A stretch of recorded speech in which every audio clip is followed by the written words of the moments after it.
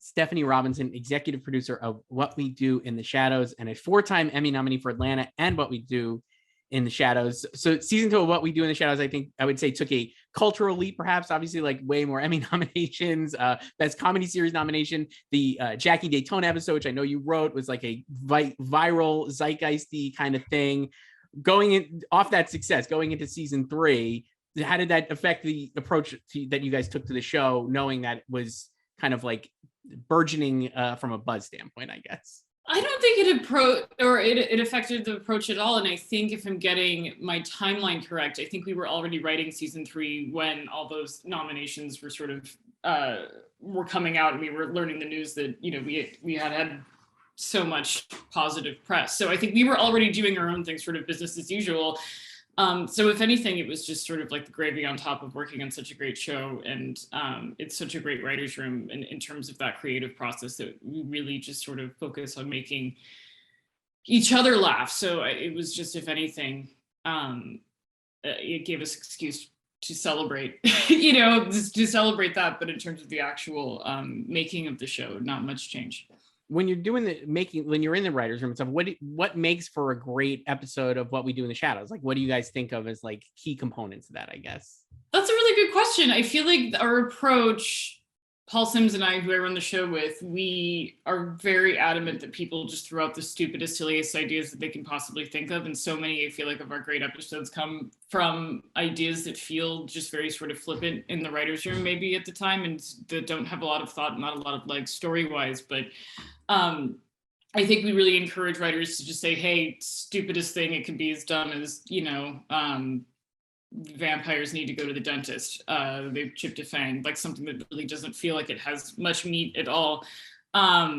And then really sort of forcing ourselves to take maybe those sillier premises and make it actually feel a little bit more emotional and have more of those legs in terms of a story. So I feel like in terms of a great What We Do in the Shadows episode, there's a little element of that stupidity that I'm referring to. Like it can't feel, I think, too deep. At the same time, I think we love how cinematic the show is. I think the more blood, guts, flying, prosthetics, really interesting character choices in terms of like creature characters, visual effects, and the special effects, I think, where we can actually, like, when we give ourselves the opportunity rather to create that atmosphere that feels more cinematic and feels actually like it's a horror movie, and twist that sort of horror comedy knife a little bit more, I think that's some of the more satisfying episodes as well. Do you guys have like a list? Like, do you keep like a list of like either horror things or concepts or like creatures that you're like, oh, that maybe could be worked down the line? Like how deep do you think? Like, do you have totally. a Google Doc or something? Yeah, we think very deeply about those things, and it sounds sort of silly to say out loud, but we do keep a running list of just, as you said, horror creatures like mummies, ghosts, ghouls, leprechauns, and really, you know, have to find ways to make those work if they do work. So there's always a running list. At least season 1, we did a lot of conversation about the rules of our vampires, sort of juxtaposing them with the vampires that sort of exist in media. Currently, how are our vampires different? How are they similar?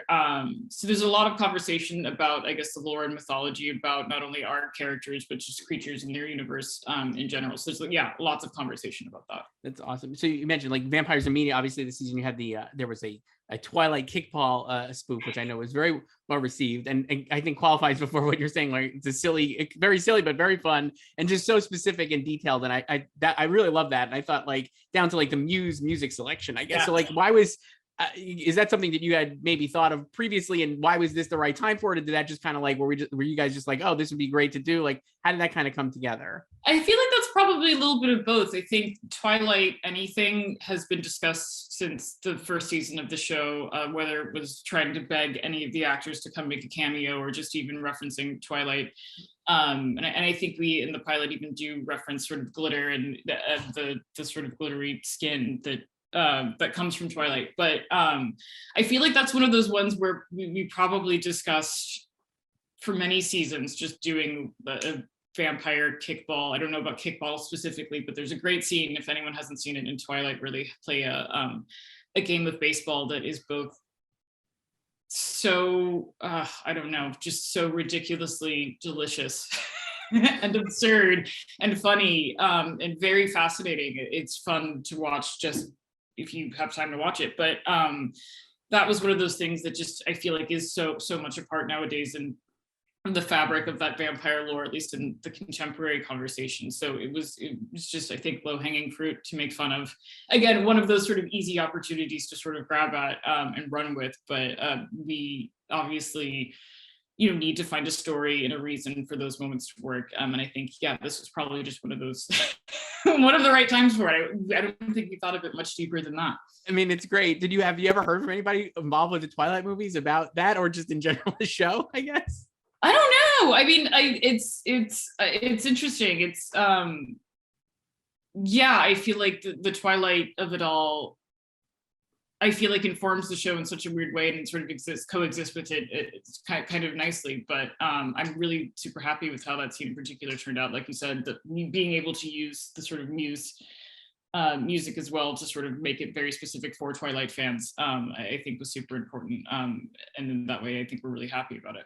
Yeah, it's very fun. You mentioned like the vampire lore too in the show. So you have like season 3 ends with like Colin, the energy vampire. It's a big swing. I guess we don't need to spoil it, though. Fans could watch it. I guess why was that important to do with that? And like, how did you guys land on kind of wrapping up season 3 with that kind of result, I guess?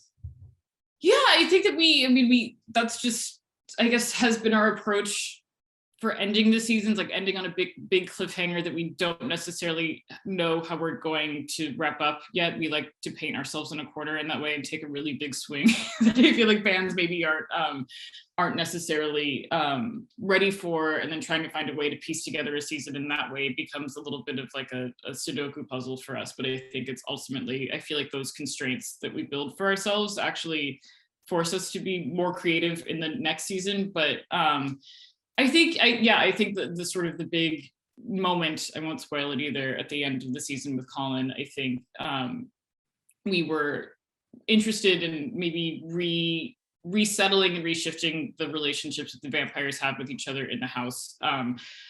It's very much, I mean, it is a mockumentary and they are a group of vampires living together, but I think the core of it is very much a family comedy.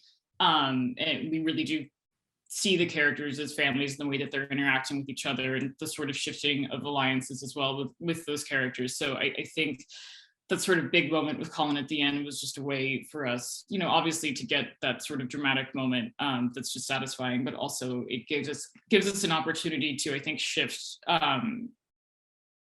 the social standing in the household and gives us an opportunity to sort of reframe some of those relationships and go somewhere new in terms of the emotional relationships of the characters. You mentioned like writing yourselves into a corner, basically. So when you come back from season 4, and obviously it's coming back later this year, but do you have like going into that where did you have thoughts on it? Do you like wait to see like how the response is? Like, how do you guys kind of like work on how you get yourselves out of those kind of corners, let's say? Well, the truth of the matter is we're not done with the end of the season by the time we start shooting. So a lot of the time we know where we're going while we're shooting. And then while we're on set, me and Paul and a few other writers will write a finale episode. And so we don't give it much thought in terms of the next season coming, but we know that we're sort of building towards this moment. And then just frankly, the being on set and focusing on the production aspect of everything becomes the focus, and we actually don't have the opportunity really to think back into like how this will affect the season or next season and the next group of episodes. And so in that way we don't think too much about it, but again, that I think is the fun of the show. So when we do sit down with each other and really start breaking the next season, it is a challenge. And like I said, and I think I'm a big believer in this, and I know Paul Sims is as well, is that the more constraints actually breed more creativity, because we are so locked into a certain way of doing things because of story or because of set or because they're vampires and we can't shoot them out in the daylight. Like, it actually forces us as writers to become as creative as possible versus, hey, it's open-ended, go wherever you want, which I think we both find, Paul and I, to be less motivating in terms of just writing jokes and story. Mm-hmm. Stefani Robinson, that's great. Stefani Robinson, executive producer of What We Do in the Shadows on FX in season 3. You can watch now all the episodes. Thank you, Stefani. Thank you.